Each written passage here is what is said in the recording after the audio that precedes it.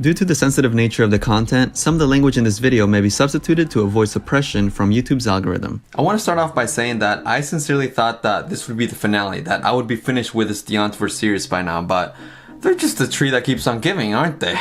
I have so much more to cover, guys. In this episode, we're gonna quickly go over the video in which the Antwoord attacked Andy Butler because Yolandi had made an intimate accusation against him. After that, we're gonna be hearing from Ben, and he's gonna be talking about how Yolandi admitted to him and others about how she made up the accusation against Andy Butler. Like, it's all fake. I'm telling you, they're the tree that keeps on giving. The video shows Ninja chasing down and physically assaulting Andy Butler from Hercules and Love Affair as Yolandi laughs and cheers, yelling homophobic comments towards Andy. Now in the video, Ninja instructs Yolandi not to smile and later congratulates her acting performance. Stop smiling! Later on, we see him telling his crew and management that the reason he beat up and spat on Andy was because Andy walked up to Yolandi and felt her bum and breasts. Now here's the story, guys. He walked up on this young girl and he felt her bum and her tits, and she's upset. However, Ben, their former artist and photographer who took the video, claims that Yolandi admitted to this being a flat-out lie, not only to her crew, but also their Australian tour manager, Tyson, who is also seen in the video. And I personally didn't want to cover this story without doing a little investigation of my own, so I reached out to a lot of the people involved, and some people responded, other people didn't, but we'll start off with Ben, because I actually bought him a flight so we could do a little interview, and I filmed it so I could get a better understanding and perspective of his experiences with the Antwoord. Now you're probably thinking, Edwin, you flew him out? Whoa, you that fancy?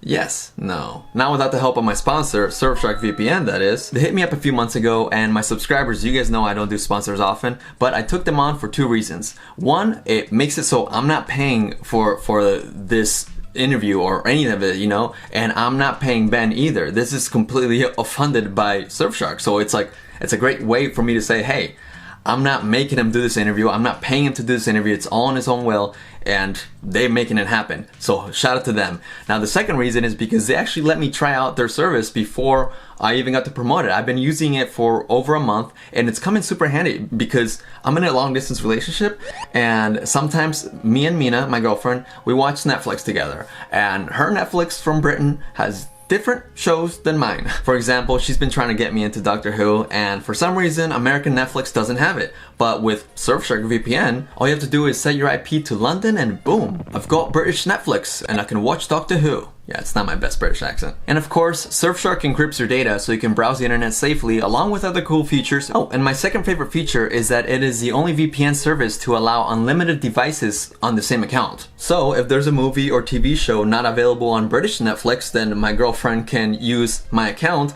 and swap over to American Netflix, and we can 3, 2, 1 watch together that way. Follow the first link in the description down below and use my code EDWINSDEAL, I know, really clever, and get 83% off as well as 1 month for free. Good deal. Thank you once again to Surfshark for making this interview possible. Right now, I'm gonna play you guys the segment relevant to the incident in Adelaide, and soon after, I'll be uploading the entire interview.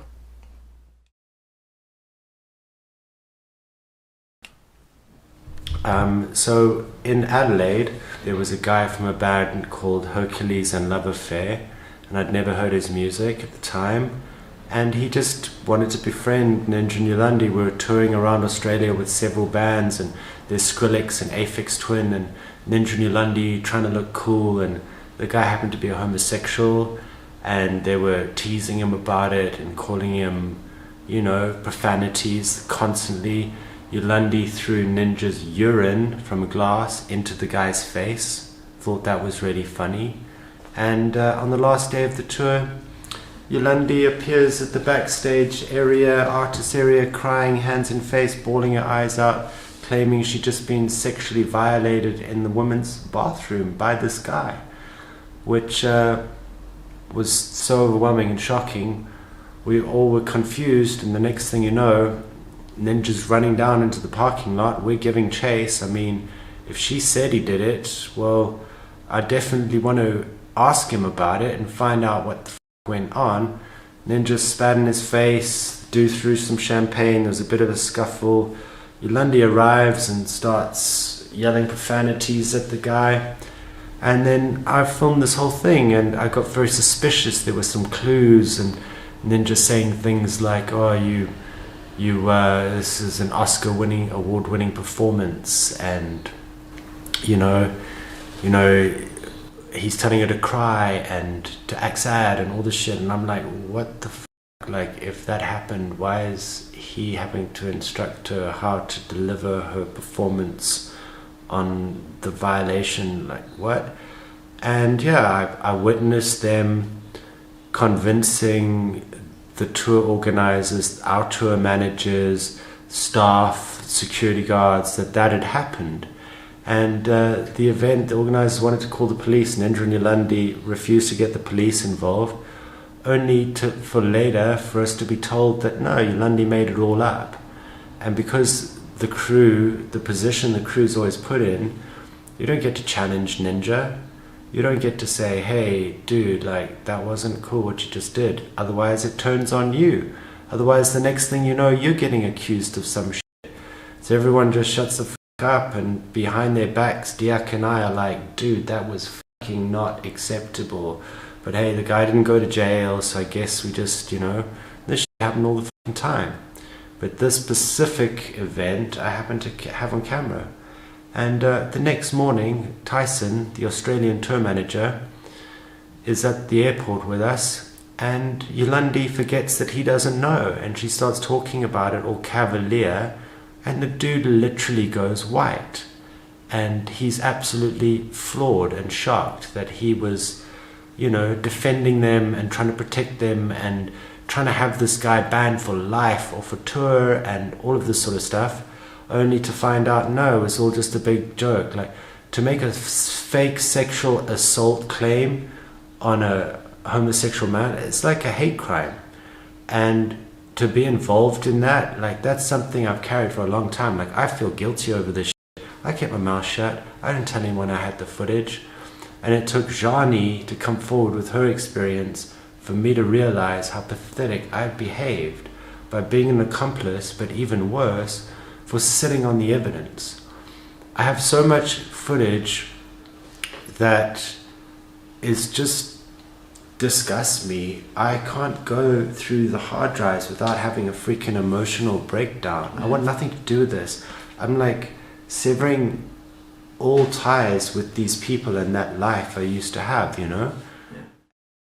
When I met with Ben, he shared a lot of the footage from his hard drives with me, and I can attest that yes, Yolandi did indeed throw Ninja's urine at Andy.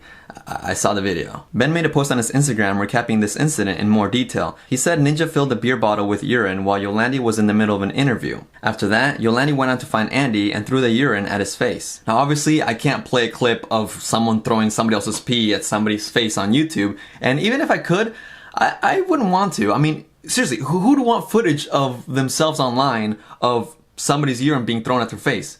Nobody. And an even bigger question, who does that? Who actually does that? In his post, Ben also stated that both of the Antwoord's managers knew the truth, as well as Diak and DJ Hightech, but they signed strict NDAs that stopped them from sharing any information. He says, luckily, I never signed anything ever. Also, I don't have a career and have nothing to lose. That's why I record all my phone conversations at the moment. So if you say something like, yes, it was all a lie, Yolandi confessed to me, but I don't want to get involved, but if it goes to court, then I will tell the truth. Seriously? If I don't get more cooperation in the next day or two, I'll have no choice but to release the phone calls, screenshots, and more. I was able to get in touch with Diak, who is the Antwoord sound guy and was seen in the video tackling Andy. He said that it was a hectic moment full of adrenaline and that he regrets his behavior as well as the language that he used in the video. He told me that since then he's grown and he doesn't speak like that anymore. Now, when I asked him about the actual incident, he wasn't able to speak up because of the NDA that he has signed with the Antwoord. I tried to get in contact with Brett Robinson, who is the director and founder of the Future Music Festival, also seen in the video. I was not successful. However, Jani, on the other hand, who also lives in Australia, was able to call his office and have a phone conversation about this. She told me that Brett acted like he had no idea what she was talking about, and this confused her because it doesn't seem like an easy thing to forget about. And I mean, she's kind of got a point, because how do you forget about one of your headlining artists making such a serious accusation about another one of your headlining artists, you know? And I mean, we all saw it on video. He was there offering to get the guys off stage. Just an apology? No. Perhaps the memory will come back to Brett when he sees the video, but part of me thinks that he's not gonna want to speak up from the way that Yolandi describes her interaction with him. Another person seen in the video is Tyson Royal, the Antwoord's manager for the touring festival, who Ben mentioned in the interview segment. We had a small exchange off the record about what went on that night, and I asked him if he would be willing to speak up about the situation or give me some sort of statement for this video, and he sent me a formal statement affirming that he fulfilled his responsibilities and would not be publicly answering any media questions regarding further details. Ben was really hoping that Tyson would be willing to corroborate what he told me in the interview, so he was not happy when Tyson didn't. Dude, on a serious note, if Tyson doesn't come through, you don't have permission to use my interview. Fact. I'm not going out there on a limb with no corroboration. So this put my videos in a bit of a standstill until Ben decided to leak the phone call that he had with Tyson. Yeah, I guess you've seen the one night in Adelaide video. Yeah.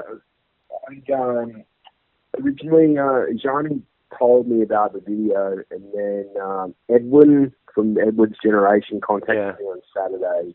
The phone call is about 15 minutes, and a lot of it is Ben getting his frustrations out about Ninja and Yolandi. However, we do hear Tyson corroborate the claim that Yolandi lied about the accusations made against Andy Butler. I remember recalling in the dressing room, and Jade was there. Yeah. Jade was there, and she was like crying and blubbering and putting on the waterworks. Like, you know, it was an Oscar performance by far. Like, it was so believable. And then she turns it off in 1 second. You know? Yeah. Psychopath, man. Complete psycho. And they're gonna pull us into it and say that we're all lying.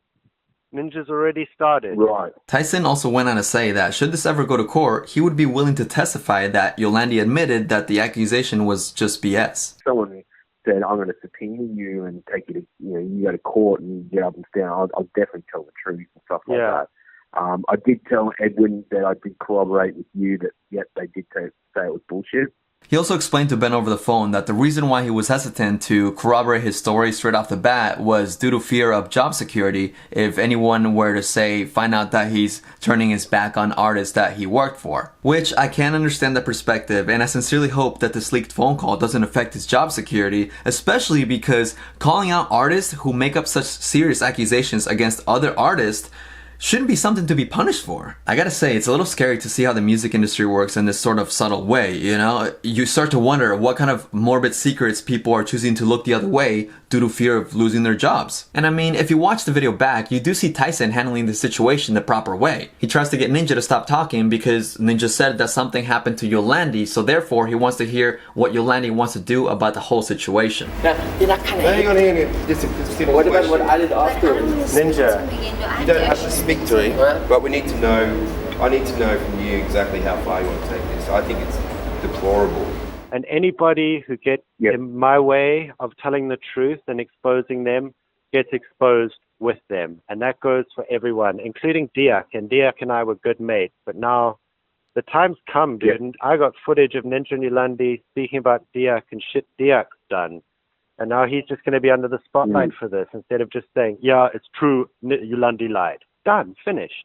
Everyone moves on with their life. Yeah. You know? Ben is not holding back, and honestly, I completely understand. Making up an accusation to this degree is absolutely disgusting.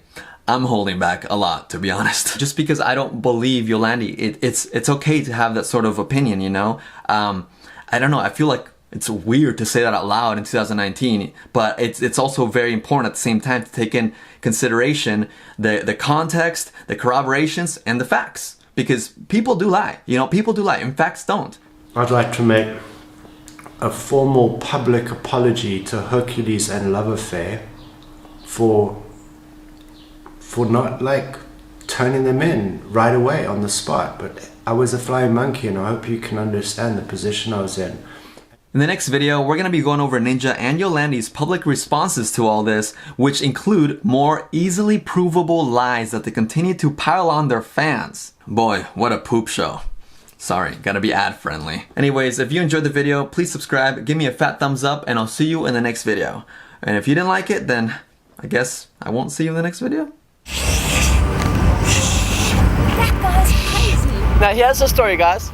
He walked up on this young girl and he felt her bum